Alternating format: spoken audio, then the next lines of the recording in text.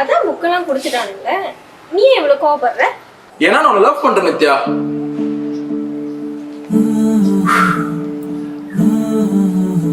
எனக்கு உன்னை பிடிச்சிருக்கு.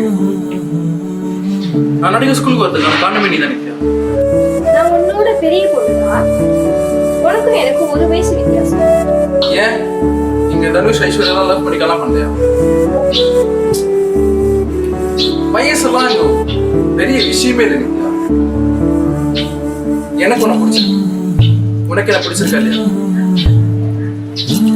அவங்க லவ் பண்ணி கல்யாணம் பண்ணதுக்குள்ள என்னால அவங்க லவ் பண்ண முடியும். Love in the air, love in the air, love in the air.